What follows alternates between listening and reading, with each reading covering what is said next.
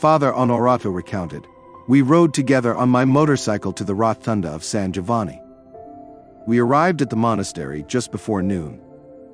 After paying respects to the superior, I went to the dining hall to meet Father Pio and kiss his hand. I must note that my motorcycle was an Osa. Father Pio asked me, "Son, hasn't the wasp stung you?" I was surprised because Father Pio hadn't seen me arriving, yet he somehow knew what mode of transportation I had used. The next morning, we left the rotunda on my Osa, heading towards St. Mitchell, a small town nearby. We were running out of gas, so we decided to refuel in Monte St. Angelo.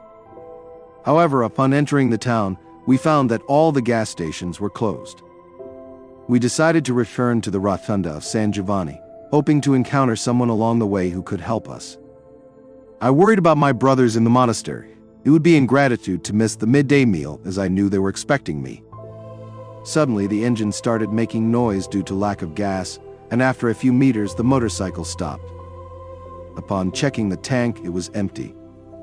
With sadness, I reminded my companion that we had only 10 minutes left to make it to lunch with our brothers on time. We couldn't find a solution, so my companion, in frustration, tried to start the engine by kicking the starter pedal. It was unbelievable. The motorcycle suddenly started. Immediately, we headed towards the rotunda of San Giovanni, without questioning how we managed to start the motorcycle without gas.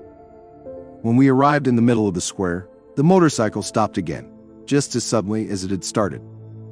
We checked the tank, which turned out to be just as empty as before. We were equally astonished when we looked at our watches. It was 10 minutes before lunchtime. This meant that we had traveled 15 kilometers in 5 minutes, averaging 180 kilometers per hour. Without gas, I entered the monastery just as my brothers were starting to descend for the meal.